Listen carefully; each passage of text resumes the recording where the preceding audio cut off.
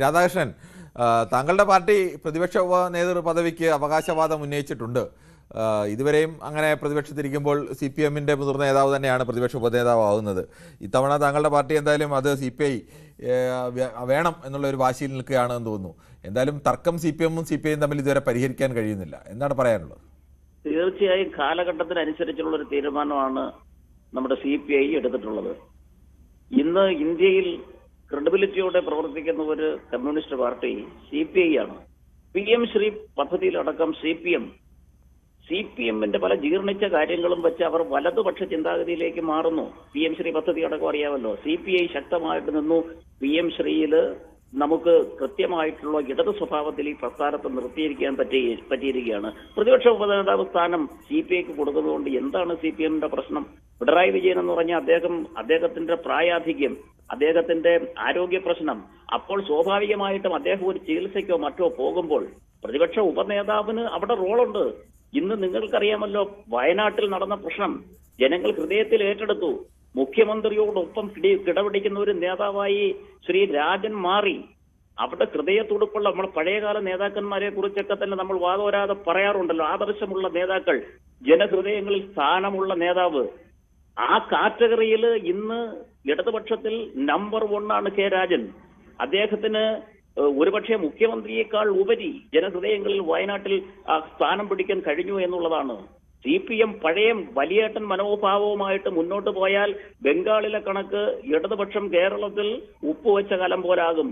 CPM-ൽ നന്മ ആഗ്രഹിക്കുന്ന ആരെങ്കിലും ഉണ്ടെങ്കിൽ CPI-യെ അംഗീകരിക്കാൻ തയ്യാറാണ്. ഘടകകക്ഷിയുടെ ചെറുത് ജോസ് കെ മണി എവിടെ പോയിട്ട് അതൊന്നും ഇടതുപക്ഷമല്ലല്ലോ. അതൊക്കെ കാര്യസാധിക്കാൻ വേണ്ടി ഇപ്പൊ പല പാർട്ടികളും ഉണ്ടല്ലോ. പക്ഷെ ഒരു പാർട്ടി കൂടെ നിൽക്കാൻ ഒരു ജില്ലയിൽ ഒരാൾ പോലും കാണത്തില്ല. അതൊന്നും ഒരു വിഷയമൊന്നുമില്ല. ഇവിടെ ഇടതുപക്ഷത്തിൽ CPI-യും CPM-ഉം മാത്രമായാലും മതി. പക്ഷെ ഈ CPI-യെ അവഗണിച്ചാൽ അത് വലിയ നഷ്ടം ഭാവിയിൽ ഇടതുപക്ഷത്തിന് ഉണ്ടാകും എന്നുള്ളത് കൊണ്ടാണ് പഴയ വലിയേട്ടൻ ഭാവം CPM മാറ്റണം, അടിമുടി മാറ്റണമെന്നും പറഞ്ഞ് അവർ മാറ്റാനൊക്കെ തയ്യാറായല്ലോ. അവിടെ നമ്മുടെ പയ്യന്നൂർ മത്സരിച്ച് ജയിച്ച് വിമത MLA-യുടെ അടക്കം കാര്യത്തിൽ ഇപ്പോൾ അതിൽ തെറ്റായിപ്പോയി, സുധാകരന്റെ കാര്യത്തിൽ തെറ്റായിപ്പോയി എന്നൊക്കെ അവർ വീണ്ടും വിചാരം പറയുന്നല്ലോ. അണികൾ ഒന്നടങ്കം CPM-നെതിരെ നിൽക്കില്ല. അവരുടെ ജില്ലാ കമ്മിറ്റി റിപ്പോർട്ടുകളൊക്കെ കണ്ടില്ലേ? ഇനിയെങ്കിലും അവരെന്നാ നന്നാവുന്നത്? പഴയ 15-ാം നൂറ്റാണ്ടിലെ ജന്മിമാരുടെ മനോഭാവത്തിൽ നിന്ന് CPM മാറണം, CPI അംഗീകരിക്കണം. ഇന്ന് അവരുടെ വിഴുപ്പ് പാണ്ഡമല്ല ഇന്ന് ചുമന്നുകൊണ്ടിരിക്കുന്ന ഈ CPI. അവർക്ക് സമരം ചെയ്യാം. അവർക്ക് മെനഞ്ഞാത്ത പ്രശ്നത്തിൽ തന്നെ ഞങ്ങൾ സമരം ചെയ്യാൻ ഇറങ്ങിയില്ല ഇടതുപക്ഷമായിട്ട് കേരളം മുഴുവൻ. അപ്പോ CPI എന്തുകൊണ്ട് അംഗീകരിച്ചുകൂടാ? CPM-നോടൊപ്പം കഴിഞ്ഞ ദിവസങ്ങളിൽ ഈ ED വിഷയമായിട്ട് ബന്ധപ്പെട്ട് ഞങ്ങൾ ഒന്നടങ്കം ഞാനൊക്കെ ഘോരഘോരം മുദ്രാവാക്യം വിളിച്ച് ഞങ്ങളവിടെ നിന്ന് BJP മൂന്നാമതൊരാൾ സ്ഥാനാർത്ഥി ജയിച്ച മണ്ഡലമാണ്. ഞങ്ങളൊക്കെ ഘോരമാണ് നിൽക്കുന്നത്. CPM ഇനിയെങ്കിലും ചിന്തിച്ചുകൊള്ളുക. CPI ജനഹൃദയങ്ങളിൽ സ്ഥാനമുള്ള പാർട്ടിയാണ്. CPI-യെ അവഗണിച്ചാൽ വലിയ വില CPM കൊടുക്കേണ്ടി വരും. ബംഗാളിലെ പോലെ ഉപ്പുവച്ച കലമാകും, യാതൊരു സംശയം വേണ്ട. ഇന്ന് കേരളത്തിൽ ഇടതുപക്ഷത്തിൽ ഞങ്ങൾ അഭിമാനിക്കുന്നു. ഞങ്ങൾ സോഷ്യൽ മീഡിയയിലൊക്കെ പ്രതികരിക്കാറുണ്ട്. ഞങ്ങൾക്കൊരു ആദർശമുള്ള നേതാവ്, ജനഹൃദയങ്ങളിൽ സ്ഥാനമുള്ള നേതാവുണ്ട് ഞങ്ങൾക്ക്. ഇന്ന് കേരളത്തിൽ ഒരുപക്ഷെ പ്രതിപക്ഷ നേതാവ് ആകുവാൻ പോലും CPM-ന് കുറച്ച് സീറ്റല്ലേ ഉള്ളായിരുന്നു, 27 സീറ്റേ ഉള്ളു. അപ്പോ അതില് ആ സീറ്റുകളിൽ വെച്ച് പ്രതിപക്ഷ നേതാവിന് ഒരുപക്ഷെ ബാലഗോപാലിന്റെ ഒക്കെ പേര് പറഞ്ഞപ്പോൾ പോലും ഞങ്ങൾ പറഞ്ഞത് ഇടതുപക്ഷത്തിൽ നിന്ന് ഇപ്പം CPI എന്നൊരാൾ പ്രതിപക്ഷ നേതാവായാൽ എന്താ കുഴപ്പം? ഇടതുപക്ഷം എന്നല്ലേ പറയുന്നത്. പാർട്ടി ഓഫീസിനകത്തേ ഉള്ളൂ. പുറത്തിറങ്ങി കഴിയുമ്പോൾ ഇടതുപക്ഷ ജനങ്ങൾ ഒറ്റ പാർട്ടിയെ പോലെയാ പ്രവർത്തിക്കുന്നത്.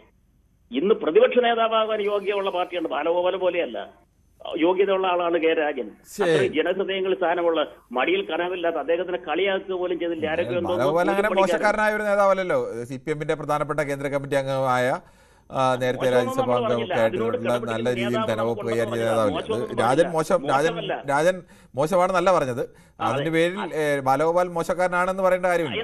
ആ അർത്ഥത്തിലല്ല പറഞ്ഞത്. ഒരു പക്ഷേ അതുപോലെ ഇടതുപക്ഷത്തിൽ നിന്ന് പ്രതിപക്ഷ നേതാവാകുവാൻ പറ്റുന്ന ഒരു നേതാവിന്റെ കാറ്റഗറിയിൽ വരുന്ന ആളാണ് കെ രാജൻ. കൂലിപ്പണിക്കാരൻ രാജൻ ഇന്ന് ഇവിടെ അധിക്ഷേപിച്ചപ്പോൾ കേരളം, ഞങ്ങൾ സോഷ്യൽ മീഡിയ കംപ്ലീറ്റ് നിരീക്ഷിക്കുന്നവരാണ്. കേരളം ഒന്നടങ്കം ഞങ്ങൾക്ക് മനസ്സിലായി കെ രാജന്റെ കൂടെ ഉണ്ട് എന്ന്.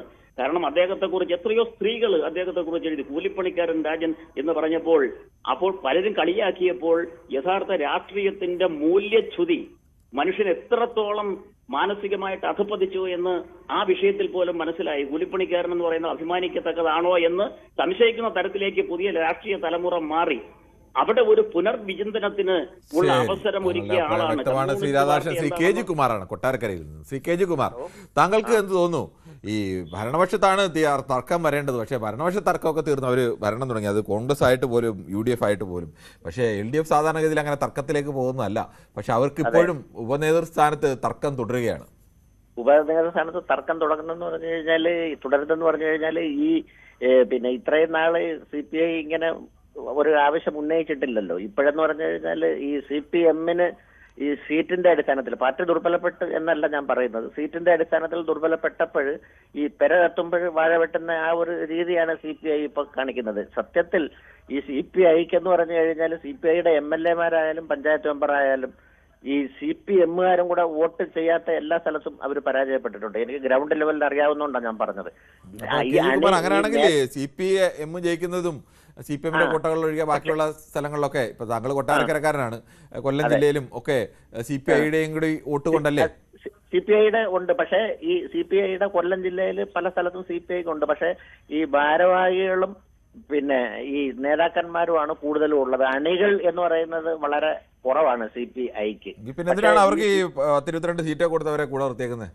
പിന്നെ ഈ CPM-ന്റെ അങ്ങനല്ല. CPM-നെന്ന് പറഞ്ഞു കഴിഞ്ഞാൽ CPM-ന് ഈ പാർട്ടി മെമ്പർഷിപ്പ് ഇല്ലാത്ത ഒരുപാട് ആൾക്കാർ CPM-ന് വോട്ട് ചെയ്യുന്ന കേജ്രിമാർ അങ്ങനെ ഒരു പാർട്ടി, ഇപ്പൊ കോൺഗ്രസ് ആയാലും CPM ആയാലും മറ്റ് ഘടകകക്ഷികളെ കൂടെ നിർത്തുന്നത് ആ ഘടകകക്ഷികൾക്ക് ആനുപാതികമായ ശേഷിയായിരുന്നല്ല, അവർ കൂടി ചേർന്നാലേ ഞങ്ങൾക്ക് ജയിക്കാൻ കഴിയൂ, അങ്ങനെ ഒരു അവസ്ഥ ഉള്ളതുകൊണ്ടാണ് CPI കൂടെ നിർത്തുന്നത്. അല്ലാതെ CPI അങ്ങനെ തള്ളിക്കളയായിരുന്നെങ്കിൽ തള്ളിക്കളഞ്ഞാനല്ലോ എന്നേ. അല്ല, CPI-ക്ക് അല്ല, CPM-ന്റെ പല സ്ഥലത്തും CPM-നാണ് ഈ വോട്ട് കൂടുതലുള്ളത്. CPM-നാണ്. CPM-എന്ന് പറഞ്ഞാൽ ഈ മെമ്പർഷിപ്പ് ഇല്ലാത്ത ഒരുപാട് ആൾക്കാർ CPM-ന് വോട്ട് ചെയ്യുന്ന ആൾക്കാരുണ്ട്. പക്ഷേ CPI-യുടെ മന്ത്രിമാരിൽ ഒരാളൊഴികെ എല്ലാവരും ജയിച്ചു. CPM-ന്റെ മന്ത്രിമാരിൽ ഭൂരിപക്ഷം പേരും പരാജയപ്പെട്ടു. അപ്പോൾ രീതിയിൽ ജനം സെലക്ട് ചെയ്തത് CPI-യുടെ മന്ത്രിമാരെ ആണെന്നുകൂടി കണക്കാക്കിക്കൂടെ? ഈ കൊല്ലം ജില്ലയിൽ മൺകുളത്തുരുത്ത് എന്ന് പറയുന്ന ഒരു പഞ്ചായത്തുണ്ട്, ഒരു ടൂറിസ്റ്റ് കേന്ദ്രമാണ്. അവിടെ ആകെ CPI-ക്ക് ഉള്ളത് നമുക്ക് വളരെ അടുത്തറിയാവുന്ന 52 മെമ്പർമാരെ ആ പഞ്ചായത്തിൽ ആകെ ഉള്ളത് CPI-ക്ക്. ബാക്കി എല്ലാ ആൾക്കാരും CPM-ന്റെ ഇടതുപക്ഷം എന്നുള്ള രീതിയിൽ നിന്ന് വോട്ട് ചെയ്തിട്ടാണ് അവർ അവിടെ പഞ്ചായത്ത് മെമ്പർമാരും ഒക്കെ ജയിക്കുന്നത്. പക്ഷേ ഈ സാഹചര്യത്തിൽ, മാറിയ സാഹചര്യത്തിൽ നേതൃസ്ഥാനം CPI-ക്ക് കൊടുക്കാവുന്നതേ ഉള്ളൂ. അത് CPM ഈ കടുംപിടുത്തം പിടിക്കാതെ എങ്ങനെങ്കിലും ഇടതുപക്ഷത്തെ ഒന്നിച്ച് നിർത്തിയാൽ മാത്രമേ, ഇപ്പൊ CPI-യുടെ നേതാവ് തന്നെ തൊട്ടു മുമ്പ് ചാത്തന്നൂരിൽ നിന്ന് വിളിച്ച് അദ്ദേഹം സംസാരിച്ചതുപോലെ ഈ കടുംപിടുത്തവും വാശിയും ദുർവാശിയും എല്ലാം തുടർന്ന് കണ്ടു കഴിഞ്ഞാൽ ബംഗാളിലെ പോലെ ഉപ്പുവെച്ച കലം പോലെ ആകും എന്ന് അദ്ദേഹം തന്നെ പറഞ്ഞല്ലോ. അതാണ് എനിക്കും പറയാനുള്ളത്. ശരി, ഓക്കെ. ശ്രീ ആന്റണിയാണ് തൃശ്ശൂരിൽ നിന്നാണ്. ശ്രീ ആന്റണി, താങ്കൾക്ക് എന്ത് തോന്നുന്നു? ഈ ഭരണപക്ഷത്തെ തർക്കം പരിഹരിച്ചു, പക്ഷെ പ്രതിപക്ഷത്തെ തർക്കം പരിഹരിക്കാൻ കഴിയുന്നില്ലെന്ന് പറയുന്നത് നാണക്കേടല്ലേ? അതെ, LDF ഇപ്പൊ ഒരു കുടുംബത്തിലേക്കും ഒരു വീട്ടിലേക്കും ഒരു ചെറിയ അതിലേക്കും മാറിക്കൊണ്ടിരിക്കുകയാണ്. കാരണം കൂടുതൽ വാർത്തകൾക്ക് News 18 Keralam YouTube channel subscribe ചെയ്യുക.